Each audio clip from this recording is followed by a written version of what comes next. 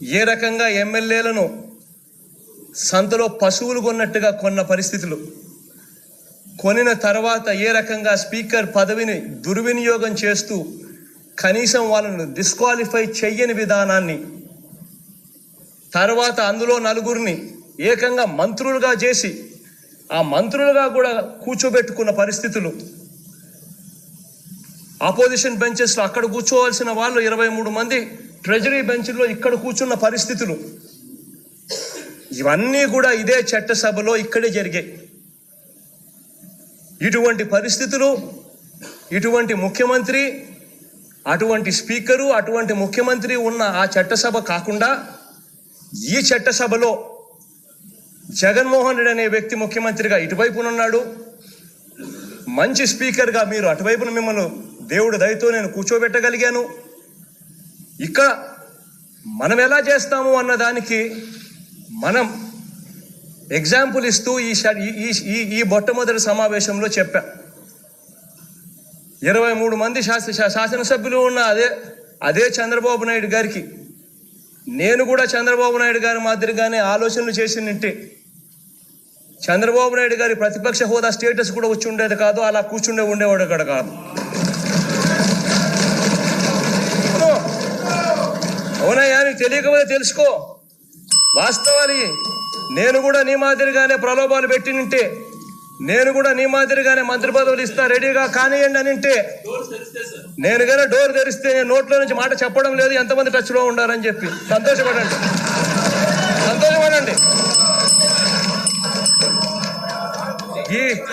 ఈ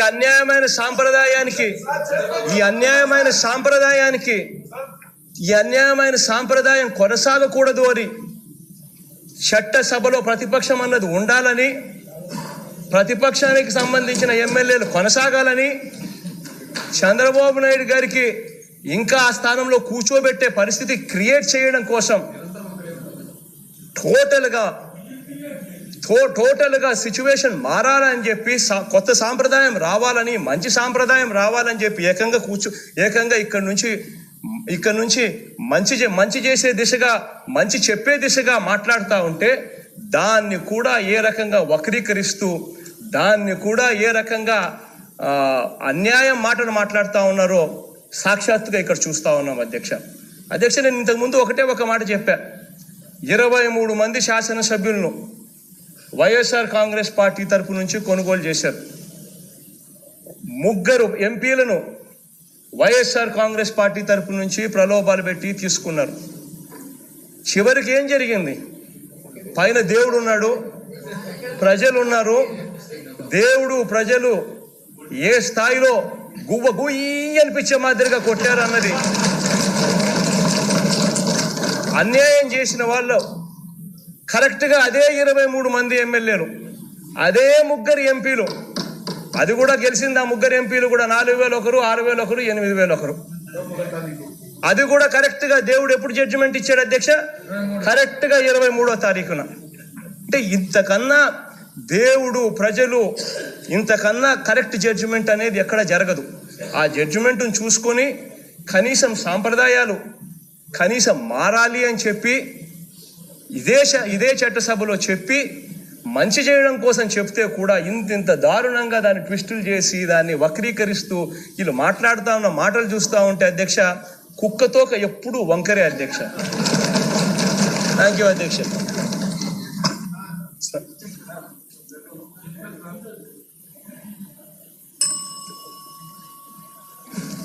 అధ్యక్ష,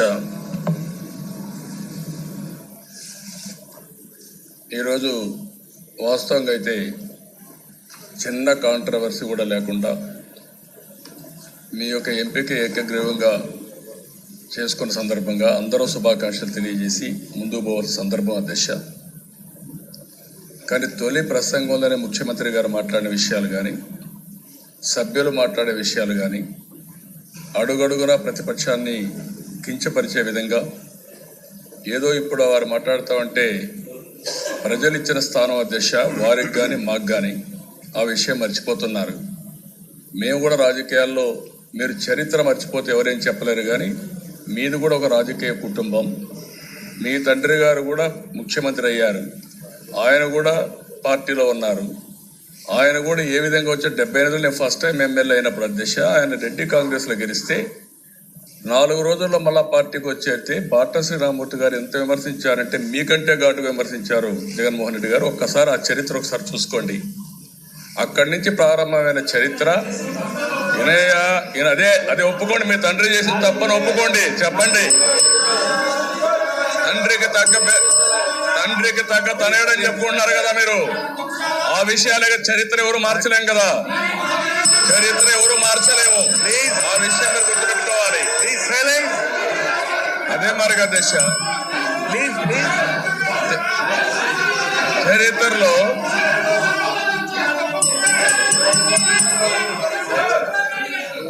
నీతి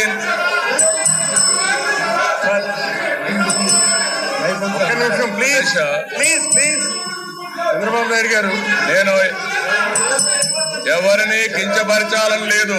at the same time record straight కావాల్సిన అవసరం ఉంది అధ్యక్ష. ఒక్క నిమిషం అధ్యక్ష. సీఎం గారు అధ్యక్ష మీరు మాట్లాడండి. ఇది నిజంగా చంద్రబాబు నాయుడు గారు చెప్పే మాటలు వింటా ఉంటే ఎంత దారుణంగా ఉన్నాయి అనంటే, ఎందుకయ్యా మర్డర్ చేశావు అని చెప్పి, ఎందుకయ్యా హత్య చేశావు అని చెప్పి ఎవరినైనా అడిగితే ఆ హత్య చేసిన వాడు గతంలో చాలా హత్యలు జరిగాయి కదా, ఎప్పుడో 10 ఏళ్ల కిందటనో 20 ఏళ్ల కిందటనో 30 ఏళ్ల కిందటనో జరిగాయి కదా అని చెప్పినట్టుగా ఉంది.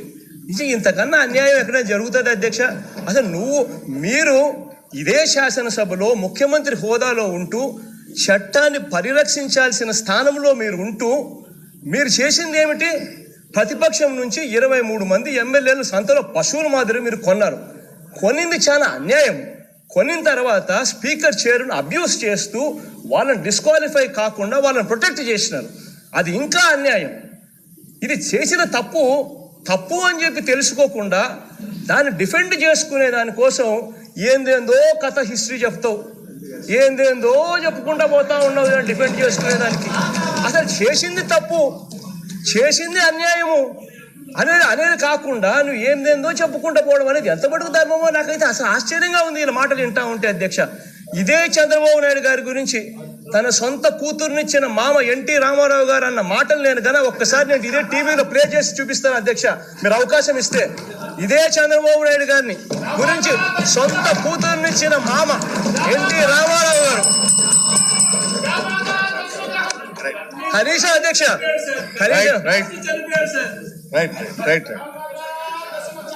ఇప్పుడు 49లో AMH టెస్ట్ మరియు వీర్య విశ్లేషణ 999 రూపాయలు మాత్రమే. IVF ప్యాకేజ్ పై 20,000 రూపాయలు తగ్గింపు. ఉచిత కన్సల్టేషన్, ఉచిత అల్ట్రాసౌండ్ స్కాన్. అపాయింట్మెంట్ల కొరకు సంప్రదించండి 8977738819. 49 అంటే ఆనందం, 49 అంటే సంతోషం.